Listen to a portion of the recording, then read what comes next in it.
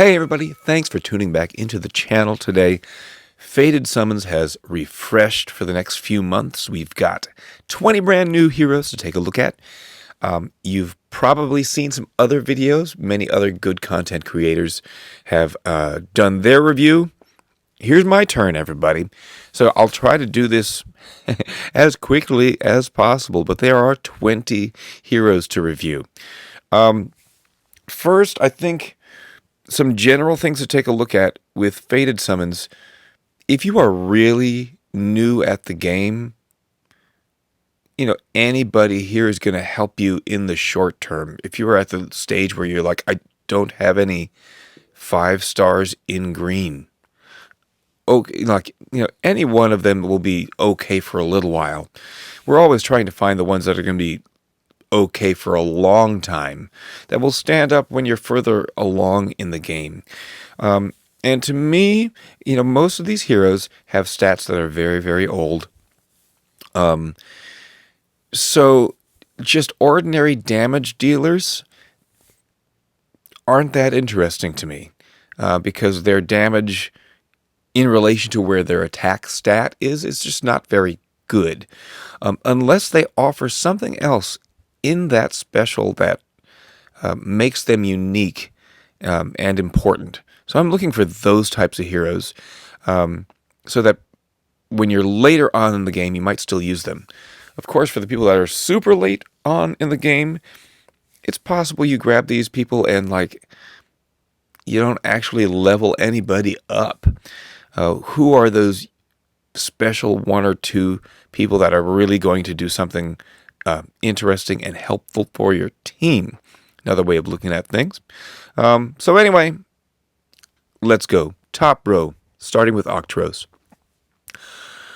Octros, this whole row is from the Underwild family, so some of them do have costumes available, and Octros' costume is available through the Outfitter, so that is a bonus for him.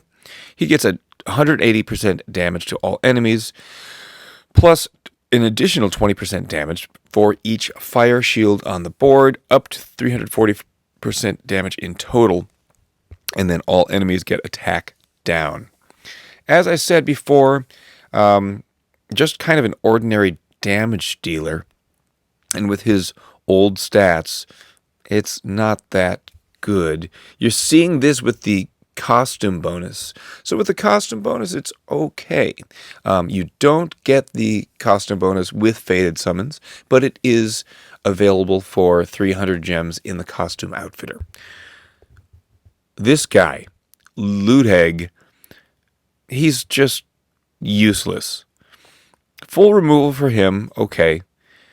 Shifts into ghost form for 4 turns, so you're providing them a ghosting lane.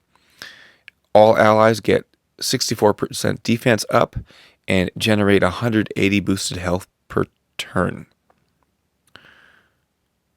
Waiting for a slow speed hero for just that, for a little defense up, and then all allies get, 720 health?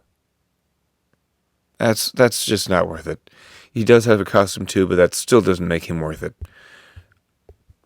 Xera, water damage to all enemies, and that increases per ice shield on the board, up to 1239 damage. Uncleansable for all fire enemies, interesting, but all ice enemies are immune. Why would you do that? She's not that strong that you need to cut her down somewhere. Yeah, I mean, you might be tempted by 1239 damage, but that's if half the board is ice tiles, great.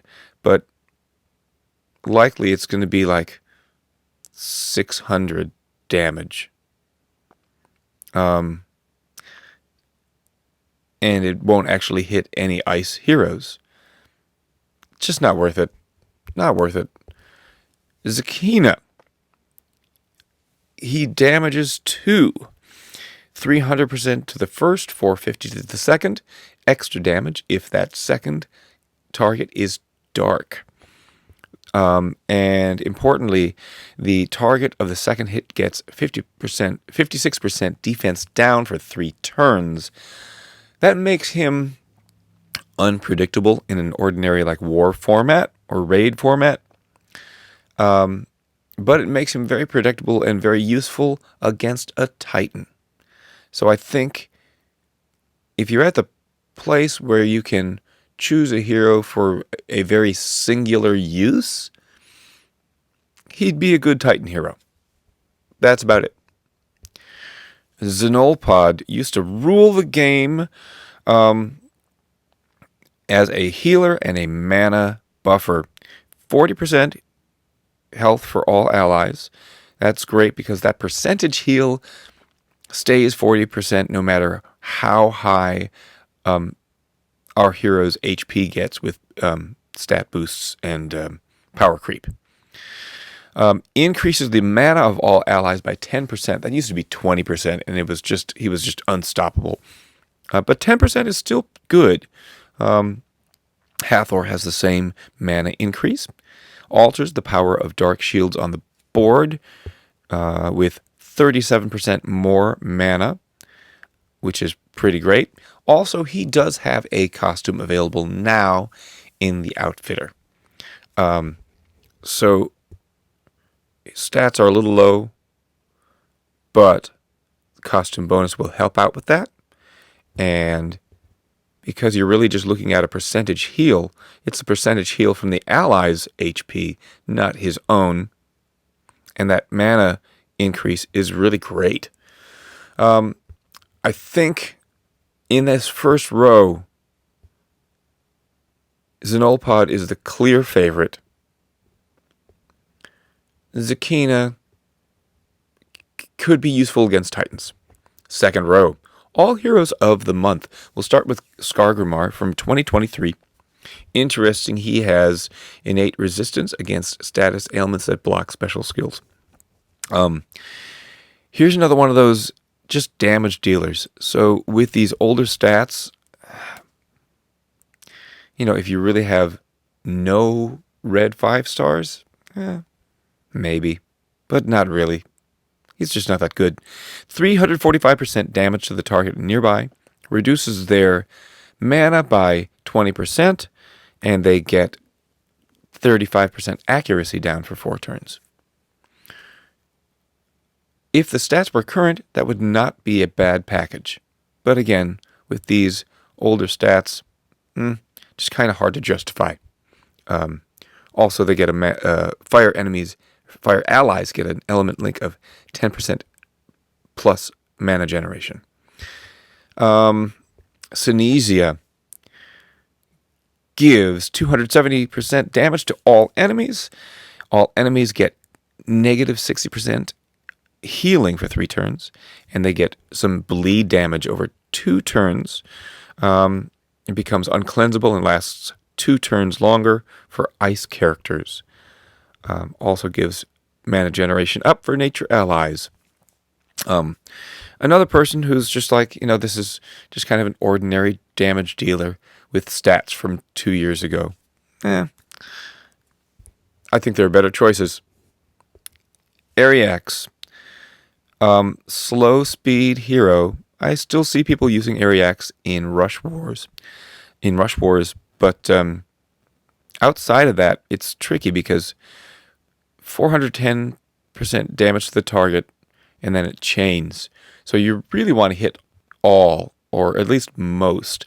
So in a non-rush format, by the time he goes off, could be that an enemy is gone, so you're only going to hit 2 or 3 or something, but you're not going to hit all 5.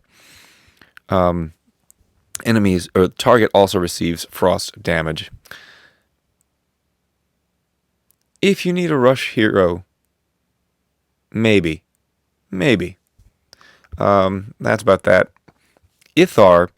I do like Ithar. I wish she gave some damage, but I guess because she doesn't give any damage, the rest of her special stands up over time because it's always what it's going to be. She steals all dispellable buffs from the target and randomly distributes them on allies. And in addition, it steals 35% mana from the target and distributes it to allies. And then all allies get plus 35% attack for 2 turns. 10% mana generation up for holy allies for 4 turns. So she runs at very fast speed. And if you're willing to be like, she doesn't heal anybody, she doesn't hurt anybody, but she helps the rest of the team by stealing those buffs, stealing mana generation, and giving attack up. Can be a good support hero in that way. Uthragan, very fast as well. 150% damage to the target. What? That's just so low.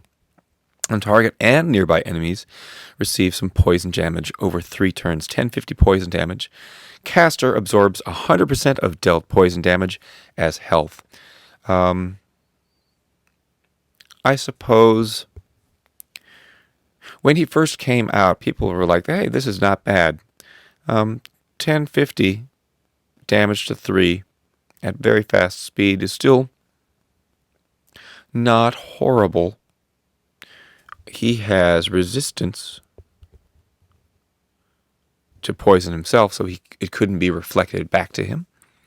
But that 150% damage to the target really just puts a bad taste in my mouth. Like, really? What?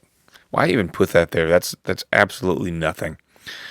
Get rid of that and make the poison damage like 500 more. Then we might be like, oh, well, maybe I'll be interested in that. So no, still not my favorite. I think if you really need to choose somebody from the second row, it's probably Ithar, because you're not choosing her for the damage. So yeah, there's that.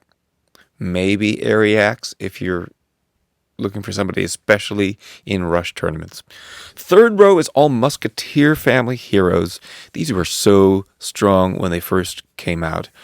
I have to believe that with them being released here and in other places as well, we might start seeing some costumes for these guys pretty soon. I'm not basing that off of any beta knowledge, it's just a hunch. I don't know. Cardinal. He's the guy that gives the fiends that steal buffs. So that can be really fun. 330% damage to all. And again, with older stats, that's not going to be that strong. But Spy Fiend gives 45% attack every turn and stays there until you have healed for 30% of the target's max health. Most healers can get to 30%. So it's not going to; those fiends aren't going to stay there that long if you've got a healer. At the end of each turn, Spy Fiend steals one of its target's dispellable buffs and gives it to one character on the opposite team. That's fun. He was really good when he first came out, and I still think that buff-stealing fiend could be a lot of fun. Athos. I have Athos. I have him limit broken once. I wanted him to be better than he was. But quite honestly, his damage is just not that good, especially now a couple years later. Piercing shot at very fast speed, so there's something. Destroys all minions from the target. Damages mega minions. 470% damage to the target. And he gets 20% mana for each destroyed minion. This attack bypasses defensive buffs. And then he regenerates some health for himself.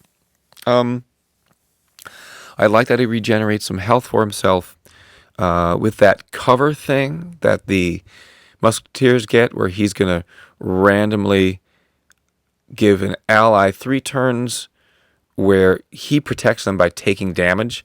You know, his defense is not that strong, so you don't really want him taking a whole lot of that damage. But he does regenerate some health, so there's that. I don't know. If you really need a green hero, there are not a lot of wonderful green heroes here. Maybe it's Athos, but not my favorite in the Musketeer row. Again, I have him, limit broke him, never ever use him anymore. Porthos, slow speed blue Musketeer hero. The reason to consider this guy is on a blue Titan team because 380% damage to all, okay, and then alters the power of ice shields. Shields become enhanced with 64% attack up. I might consider this guy because my blue Titan team is just horrible. It's horrible. And a hero that, gives attack up on the shields could be nice. Of course, he's slow speed, so you have to wait a long time for that. I don't think if you need a rush hero in blue, it might be Ariax before this guy if you're trying to just use him in ordinary play. But again, he could be serviceable on a Titan team. Constance used to be really, really strong. Fast speed, dodge, and fast speed, 230% damage. In addition, when the attackers do dodge, they get 100 damage. It's not nothing. It's very small, but there it is. One of the heroes in a long line of heroes that give 45% chance to dodge. But of course, we have more and more families out there that say we don't miss ever, which makes the dodge less important. Yeah, I think a dodge hero for me would have to be doing something very special, and I don't think Constance is doing too much very special besides getting it in fast speed. But not my pick. Aramis, another hero that used to just rule the game for quite a while. A nice hit to 375% damage, and then boosts all allies' health by 30% of the damage dealt. So a healer attacker, which is great. But the most important thing here is that all allies are immune to new status ailments for 3 turns, and this effect can't be dispelled. This is a singular, unique, special skill that makes him stand up to even the strongest debuffers out there, even going up against a Bernadette team. If they have ailment immunity, nobody's going to get those paintings because she can't dispel it. And for that reason alone, Aramis is worth it. Of course, his stats are very low. You can't run him with just a few emblems and no limit breaks. He'll die on your team right away. But that's the case for most of these heroes. He also gets defense up for himself. So there's that. Aramis was a great hero, still is a very useful hero in certain situations. I think if you are looking for somebody from the Musketeer row, it's Aramis, clear top pick. Cardinal could be fun. Yeah, and I don't think the Musketeer family is more recent, so they're not filled with horrible picks like the the first row. Okay, final row, we have our Tower of Magic heroes, Nadezhda. We are seeing her stats with costume bonus. She does have a costume out there, but you can't get it from the outfitter. You'd have to be lucky enough to pull it when the Tower of Magic comes again. And in that case, if you do pull it, then you have a copy of her original card anyway. Her original card, it's just not that good. The trouble with the Magic heroes is that for most of them, either the first charge is trash or the second charge isn't worth building up to. You want a hero that you can use first mana charge and second mana charge for. And Nadezhda is not that. The second charge is quite good, 50% chance to revive with 40% HP. Then she helps them regenerate health, and then she gives them damage reduction for 3 turns. That's not bad. First charge, though, is next to nothing burn damage, and then she has a chance to resurrect herself. That first charge is just not worth it. Again, with the costume, she's kind of okay. You can stick her in the corner, and you still get that Mega Minion HP reduction passive. So even if she does nothing but hang out in the corner, she can help you against Mega Minions. But you're not going to get that costume unless you pull it in the Tower of Magic anyway, and then you've got her as a brand new hero anyway, so you've got a second copy. Thelonious. All right. Thelonious is worth considering, but only for use in certain situations. First mana charge, all enemies take 50% increased damage from status ailments for 3 turns. And then all enemies receive 525 poison damage over 3 turns. So already, that 525 is going to be 50% stronger. And then if you have anybody else with bleed damage, sand damage, water damage, burnt, whatever, any of the damages over time, it's going to make them stronger. So his actual damage himself, his little poison damage, is not so good. But the rest of everybody's damage could be increased by quite a bit, especially if you have one of the latest damage over time heroes. So he could be a good support for that. But no, I don't think he stands up by himself if you're newer in the game to just like run this guy, because you need him to support other people.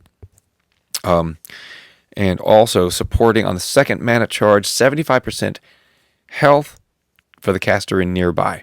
So unfortunately, that is not all. Also, immune to status ailments, that's not undispellable. That is dispellable, and it's only caster in nearby. But it's for 5 turns. We do get these damage on special passives. 50% chance to deal 100% damage to all enemies. If special skill is fully charged, the chance is 100%. And also, all the enemies get a 5% mana generation down stack anytime he casts a special skill first or second mana charge. Also has a chance to give a random ally a mana generation up stack.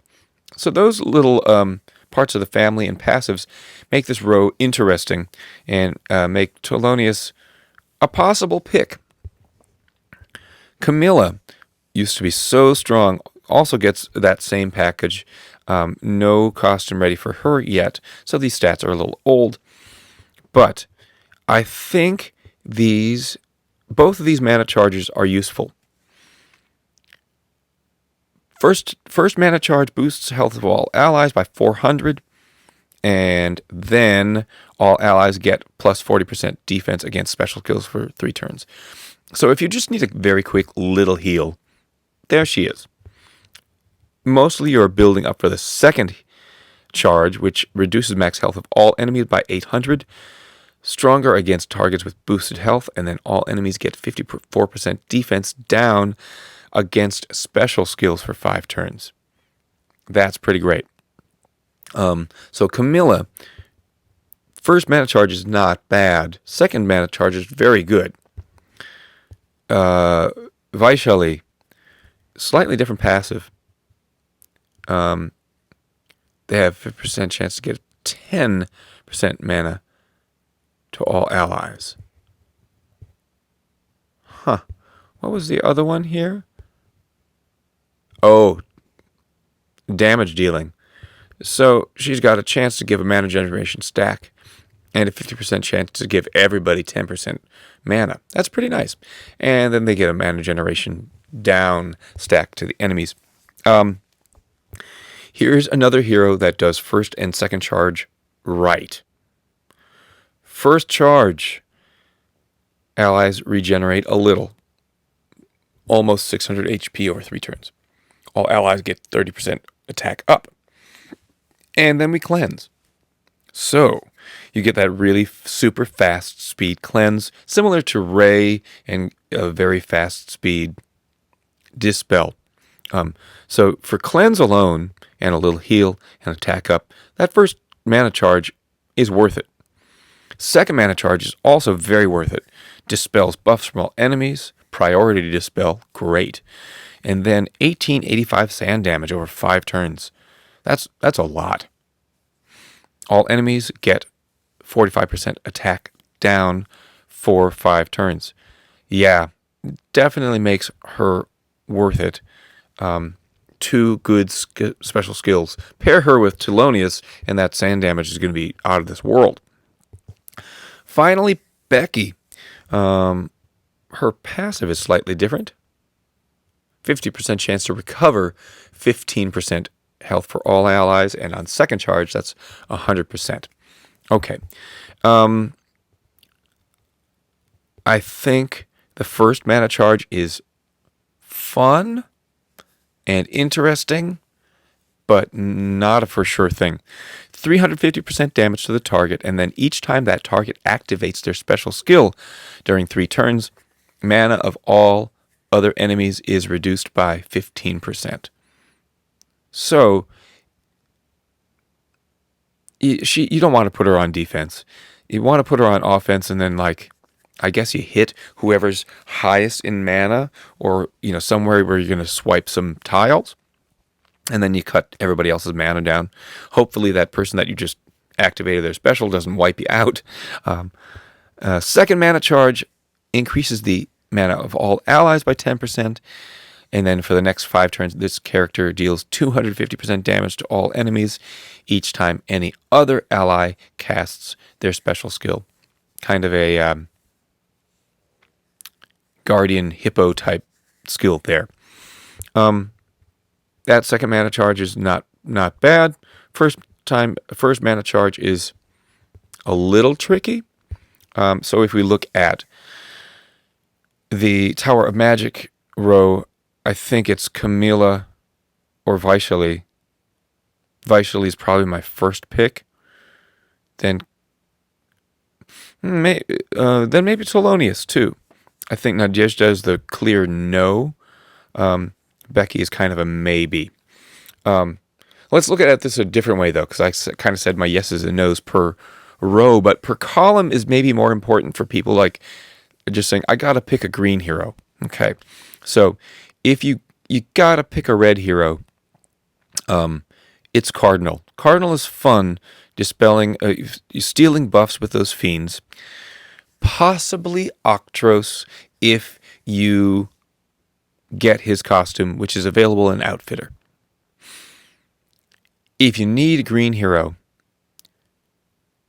I think it's probably Thelonious.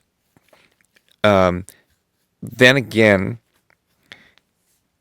if you are newer in the game, you maybe don't have a whole lot of strong damage over time heroes, and he's trying to boost them. So consider that. If you just need a green hero and it's not Thelonious, I might say Athos from Musketeers. Blue heroes. If you need a blue hero, it's clearly Camilla, unless you already have her. And maybe Porthos, but Porthos really, again, is like a Titan hero. And that's about it. If you need a yellow hero, actually, you can't go too wrong in the yellow column. I don't think Constance is that great. But Vaishali is excellent. Zakina is good for a Titan. Ithar is an interesting, very fast support hero. So there's that. And if you need a purple hero, I think Aramis is my first pick. Status ailment immunity is still useful in any situation, and the attack and heal together still useful in any situation. Xenolpod is a very close second pick because the heal is good and the mana boost is also good. Becky is a maybe, and Uthragon, I think, just stay away from him. So another way of looking at this, my friends, is that you've got a couple people here that could be useful anywhere. This is Vaishali. This is Camilla. This is Aramis. This is Xenolpod. This is Cardinal. Could be useful anywhere in your game. And then we've got a couple people on this list that would be very useful in interesting situations. That's Telonius. That's maybe Zakina. And maybe Portos. So I hope that helps you think about this list. You know, if you're the type of person that's only going to choose one or two because you spend very, very little, yeah, Aramis is a top pick, Vaishali is a top pick, Xenolpod is a top pick. I think those would be my top three. If you're the type of person that's going to pick most of this board, well, then you don't really need my opinion on it anyway. But I hope it is helpful or entertaining. If it is either of those things, please give it a like. Consider subscribing to the channel. And I thank you very much for watching the video today. We'll see you next time.